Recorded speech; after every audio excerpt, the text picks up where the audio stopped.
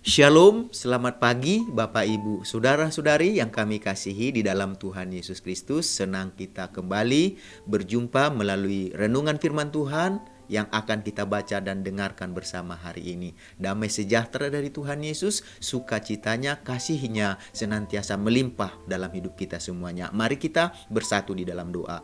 Tuhan Yesus yang baik, hati kami sungguh melimpah dengan ucapan syukur dan terima kasih buat nafas kehidupan, buat hari yang baru yang Tuhan Yesus karuniakan kepada kami untuk kami menjalaninya sepanjang hari ini. Berkati dan urapi firman-Mu sehingga menerangi kehidupan kami sepanjang hari ini. Dalam nama Tuhan Yesus kami berdoa, haleluya, amin.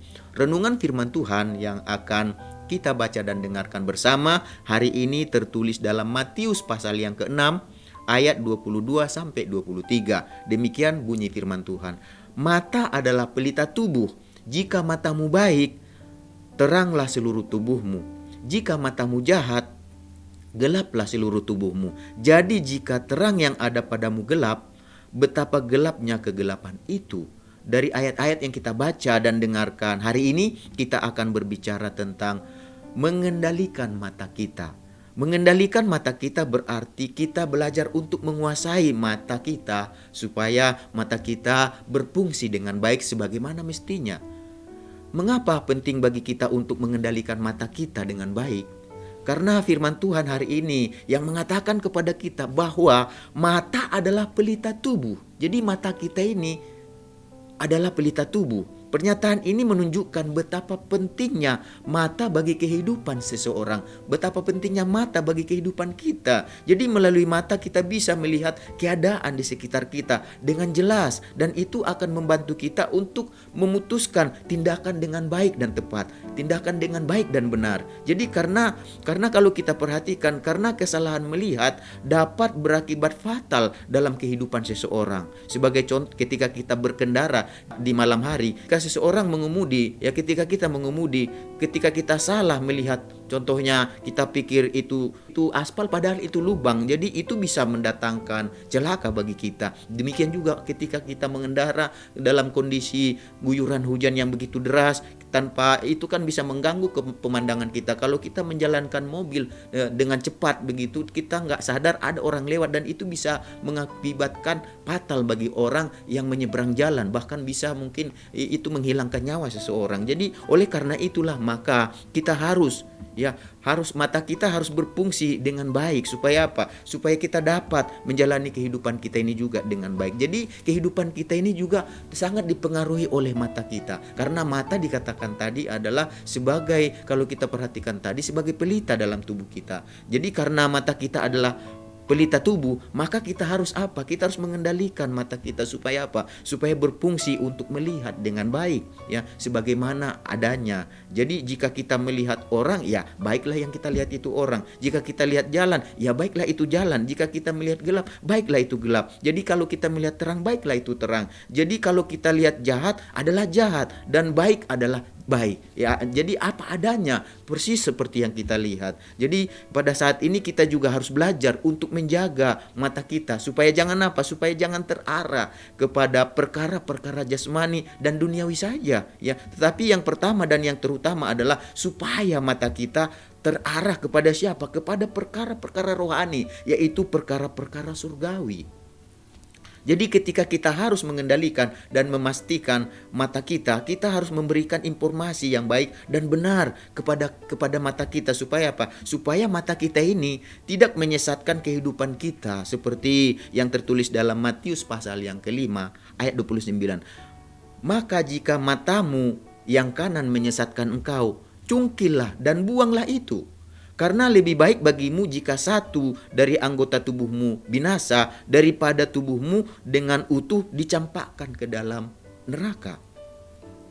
Jadi Bapak Ibu Saudara-saudari yang kami kasihi dalam Tuhan Yesus Kristus, marilah kita belajar untuk mengendalikan mata kita dengan baik dan benar. Jangan sampai mata kita melihat sesuatu yang jahat dan berdosa, kita menganggap itu sesuatu yang baik, padahal itu salah.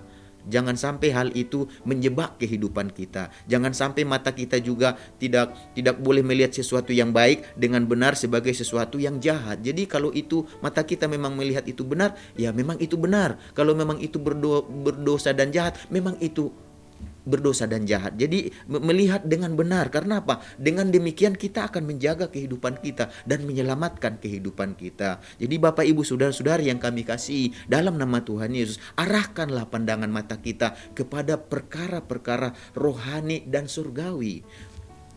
Memang selama kita masih hidup di bumi ini, kita tidak akan terlepaslah, Bapak Ibu Saudara-saudari yang kami kasih dalam Tuhan Yesus, tidak akan terlepas dari perkara-perkara jasmani dan perkara-perkara duniawi yang ada di sekitar kita, seperti perkara dalam keluarga, perkara dalam pekerjaan, perkara dalam studi, bahkan perkara dalam berkat, kesehatan, dan sebagainya.